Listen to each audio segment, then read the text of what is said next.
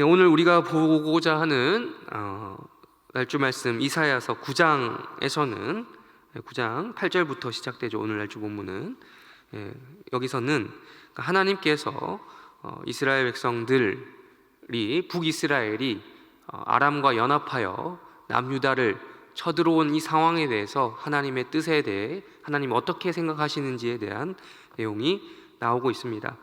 우리 9절 먼저 다시 한번 읽어보도록 하겠습니다. 9장 9절 말씀 우리 한번 읽어보도록 하겠습니다. 시작. 모든 백성 곧 에브라임과 사마리아 주민이 알 것이오늘 그들이 교만하고 완악한 마음으로 말하기를. 여기 보시면 에브라임과 사마리아 주민이라고 이야기가 나와있죠. 말이 나와있죠. 이 말은 곧 북이스라엘 전체를 이야기하는 겁니다. 에브라임 지파 그리고 사마리아라고 하는 북이스라엘의 수도, 바로 북이스라엘 모든 백성들이 지금 교만하다, 완악하다. 즉 이들이 어떤 마음으로 완악해져 있냐, 어떤 마음으로 교만해져 있냐, 이들이 지금 남유다로 침공해 들어오는 그러한 마음에 대해서 지금 하나님께서 표현하고 있는 겁니다. 이들이 이런 교만한 마음을 가지고 있고 완악한 마음으로 어떤 말을 하는데 이러한 것에 대한 하나님의 반응이 어떠하냐면요, 우리 12절을 눈으로 한번 보시겠습니다. 12절을 보시고 또 우리가 읽은 17절을 보시고요, 눈으로 보십시오. 12절과 17절과 21절 그리고 10장 4절 눈으로 한번 쭉 보십시오. 눈으로 보시면 공통된 한 구절, 공통된 한 문구가 등장을 합니다. 찾아보실 수 있을까요? 바로 여호와의 진노라고 하는 말이 공통적으로 드러나고 있습니다. 즉 하나님께서는 북이스라엘이 그것도 아람 군대 이방인과 연합해서 남유다를 침공해 들어온 이 상황에 대해서 못마땅해 하시는 거예요. 마땅치 않으신 겁니다. 여호와의 진노라고 표현될 정도로 하나님께서는 이를 상당히 분이 여기시는 거예요.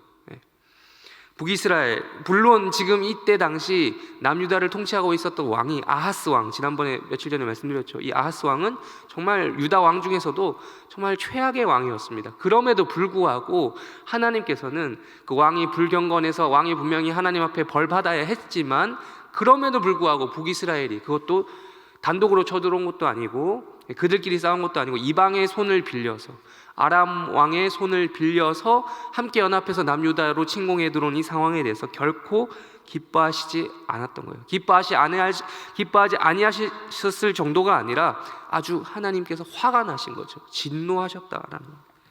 그래서 이 4번이나 똑같은 말이 쓰이고 있는 거예요. 지금 우리 오늘 날주 본문에서 여호와의 진노가 돌아서지 아니하며, 보시면 그 앞에 보면, 여호와의 진노 앞에 보면 이 4구절 다 보면 하나님께서 그 북이스라엘을 어떻게 혼낼 거다라고 하신 다음에 이어지는 말이에요. 혼내시지만 그 다음에 그럴지라도, 거기서 끝난 게 아니라는 거예요.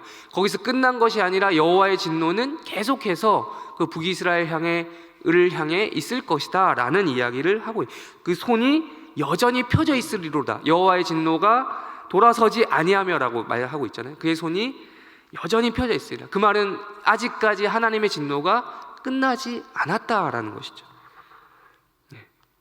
4번이나 이러한 말이 중복해서 계속해서 이어지고 있는 겁니다. 여호와의 진노. 그 중에서 우리가 보고자 하는 부분이 오늘 방금 읽은 17절 말씀입니다. 특별히 그 이유에 대해서 하나님께서 이야기하고 계시죠. 17절 다시 한번 보여주실까요? 17절 보면 그 이유에 대해서 이렇게 이야기하죠. 이 백성이 어떻다고요? 모두, 아까 읽은 9절에도 나오죠. 모든 백성, 모든 사람들이 다 그러했다는, 모두 어떠하다? 경건하지 아니하다라는 거예요.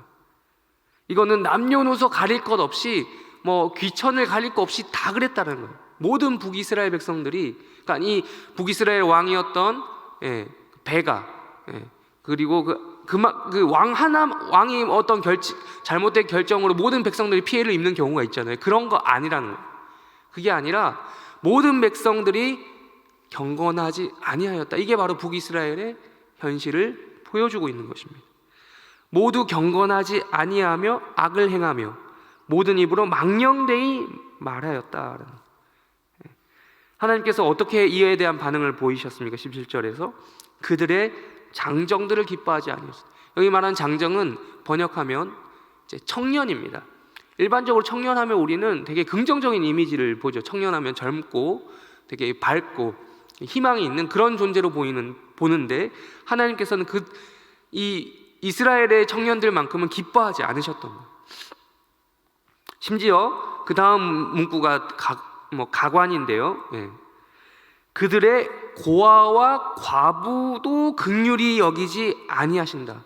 일반적으로 우리가 이 앞에 성경 이제 구약 성경 쭉 보다 보면 고아와 과부라는 말이 이제 세트로 자주 나오죠. 근데 고아와 과부는 사회적으로 대표적으로 사회적인 약자를 이야기합니다. 그러니까 긍휼의 대상이죠. 하나님께서 항상 율법서에서 보면 고아와 과부를 챙겨라, 돌봐줘라 이런 말을 합니다.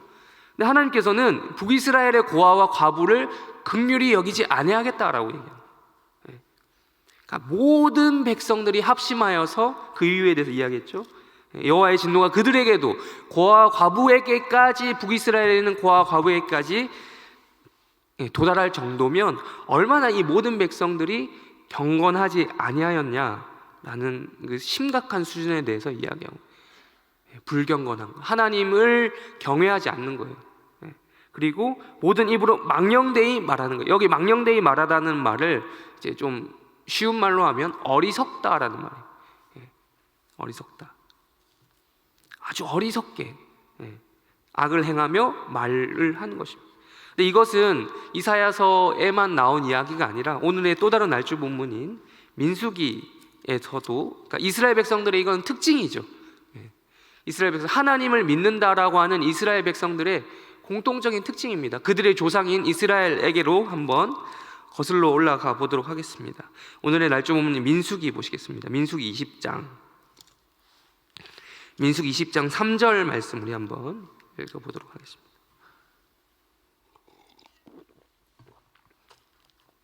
민수기 20장 3절 다 같이 읽겠습니다. 시작. 백성이 모세와 다투어 말하되 이르되 우리 형제들이 여호와 앞에서 죽을 때에 죽었더라면 좋을 뻔하였도다. 이 백성이 누굽니까? 이스라엘 백성들이죠.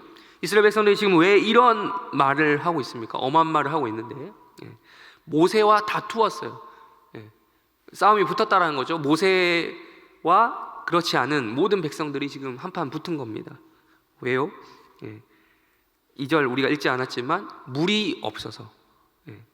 물은 필수적이죠. 저도 지금 이렇게 새벽에 계속 이게 물을 마시지 않으면 목이 좀 힘들어서 마시는데 물이 없음으로, 그러니까 물은 사람이 살아가는 데서 필수적인 건 맞습니다.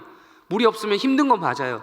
그러나 하나님께서 이때까지 이스라엘 백성들을 출애굽 시키셔서 인도하시는 과정 중에 물을 주시지 않은 경우는 없었어요. 근데 물이 없는 것이 곧 다툼에까지 갈 필요가 없는데 이 회중들이, 이 모든 백성들이 합심하여 남녀노소 할 것 없이 모두가 연합하여 모세와 아론에게 싸우자고 지금 달려드는 겁니다. 그러면서 말했던 거죠. 우리 형제들이 앞에서 이제 보시면 민수기 19장 앞에 18장 17장 보면 고라와 그 자손들이 당을 지어서 모세와 아론을 대적하잖아요. 그러면서 많은 사람들이 죽었습니다.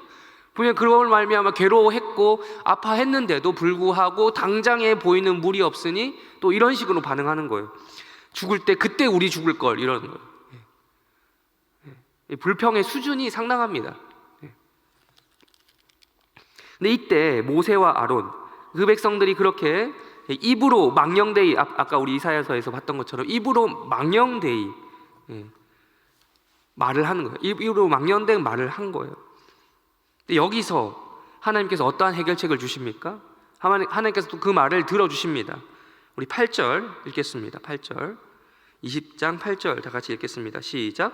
지팡이를 가지고 내 형 아론과 함께 회중을 모으고 그들의 목전에서 너희는 반석에게 명령하여 물을 내라 하라. 내가 그 반석이 물을 내게 하여 회중과 그들의 짐승에게 마시게 할지니. 하나님께서도 이것에 대해서는 뭐 그전 앞에서는 그렇게 좀 이렇게 좀 진노하신 것을 표출하셨는데, 의외로 또 여기서는 하나님께서는 그냥 일반적인 해결책을 주십니다. 이렇게 해줘 라고 하셨어요. 그런데 여기서 그 전까지는 또 가만히 있었던 이제 모세가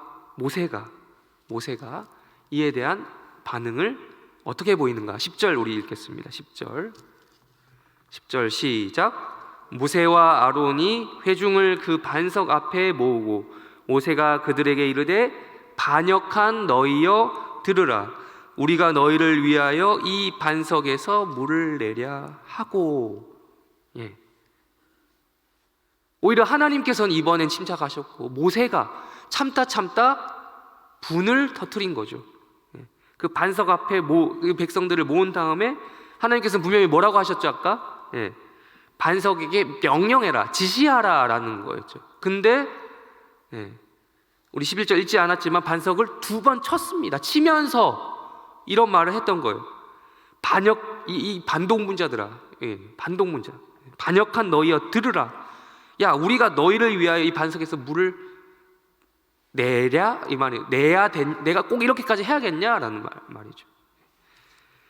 이 말이 곧 이스라엘 백성들이 앞서서 하나님 앞에서 입으로 망령되이 말했다고 한다면 모세와 아론도 똑같은 그 입으로 망령되이 말하는 이 죄를 범했던 것입니다. 이에 하나님께서 12절에서 이렇게 이야기하셨습니다. 12절 우리 읽겠습니다. 시작.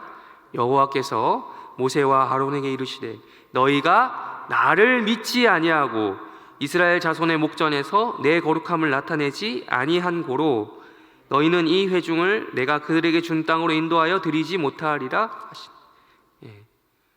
하나님께서는 이를 어떻게 보셨냐면 너희가 나를 안 믿어서 그렇다는 거예요. 모세와 아론이 하나님 이 순간만큼은 하나님을 믿지 않았다라는 거예요. 불신으로 보시는 겁니다. 이때까지 모세와 아론 너무 잘해 왔는데 이거 한순간에 하나님께서는 이들을 향한 불신을 또 확인하셨던 거죠. 거룩함, 그 이유에 대해서 이야기하시죠. 거룩함을 나타내지 않았다는 거예요. 여러분, 거룩함이 뭡니까?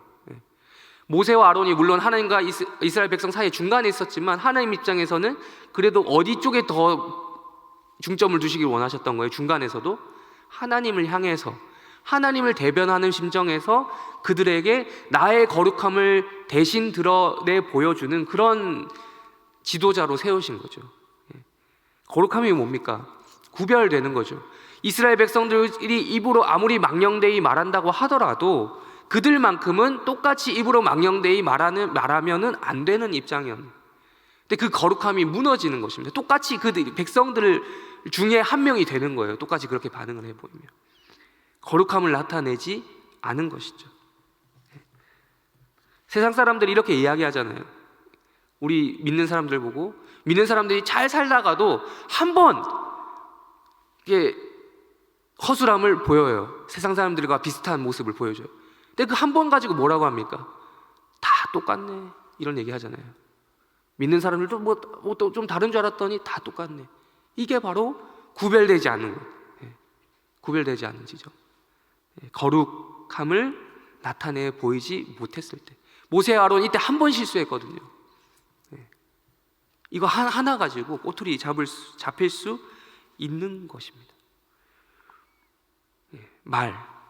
우리 지난 월요일 새벽 기억하시죠? 담임 목사님 설교하셨을 때 월요일 새벽 기도회 때 그때도 입을 얘기했어요.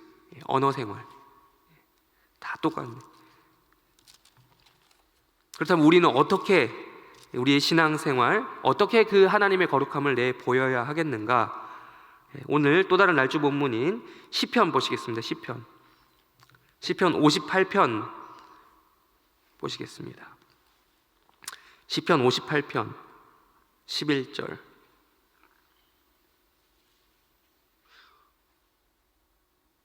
시편 58편 11절 다 같이 읽겠습니다. 시작. 그때의 사람의 말이 진실로 의인에게 갚음이 있고 진실로 땅에서 심판하시는 하나님이 계시하리로다. 아멘. 예. 입으로 망령되이 말하지 아니하고 그 사람의 이 말이 어떻게 있다고요? 누가 계시다라는 것을 믿어야 된다는 거예요. 예. 땅에서 심판하시는 하나님이 계신다라고 하는 믿음에서 우리의 신앙생활이 다시 한번 정리되어야 된다라는 거예요. 하나님의 심판을 기대하는 신앙생활. 오늘 아침에도 바로 이러한 하나님께서 이 땅에서 심판하신다, 내 입으로 내 스스로 내 것으로 심판하려고 하는 그런 신앙이 아니라 하나님의 심판을 기대하는 신앙생활이 되시기를 주님의 이름으로 축원합니다. 네. 또한 한 가지 더 나아가서 우리 시편 59편 16절과 17절 읽도록 하겠습니다. 16절과 17절 읽겠습니다. 시작. 나는 주의 힘을 노래하며 아침에 주의 인자하심을 높이 부르리오리니 주는 나의 요새이시며 나의 환난 날의 피난처이심이니이다. 나의 하나님이시여 내가 주께 찬송하오리니 하나님은 나의 요새이시며 나를 긍휼히 여기시는 하나님이십니다. 아멘. 네.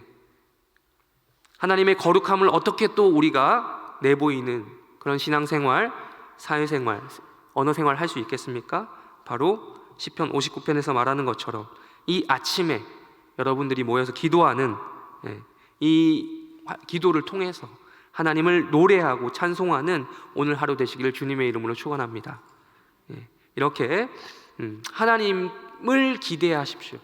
사람을 보지 마시고 사람을 기대하면 끊임없이 우리 스스로도 입으로 망령된 그 길을 걸어가게 될 것입니다. 그러지 말고 하나님의 거룩함을 이런 식으로 내보이는 시편의 말씀에 따라, 시편의 저자인 다윗의 교훈을 따라 하나님의 거룩함을 내보이는 신앙생활, 사회생활, 언어생활 되시는 오늘 하루 되시기를 주님의 이름으로 축원하며 설교를 마치겠습니다. 다 같이 주기도문으로 기도하고 각자 개인 기도 제목 가지고 기도하시다가 때가 되면 돌아가시기 바랍니다. 기도하겠습니다. 하늘에 계신 우리 아버지여, 이름이 거룩히 여김을 받으시오며 나라의 마옵시며 뜻이 하늘에서 이루어진 것 같이 땅에서도 이루어지이다. 오늘날 우리에게 일용할 양식을 주옵시고 우리가 우리에게 죄 지은 자를 사하여 준 것 같이 우리 죄를 사하여 주옵시고 우리를 시험에 들게 하지 마옵시고 다만 악에서 구하옵소서. 대개 나라와 권세와 영광이 아버지께 영원히 있사옵나이다. 아멘.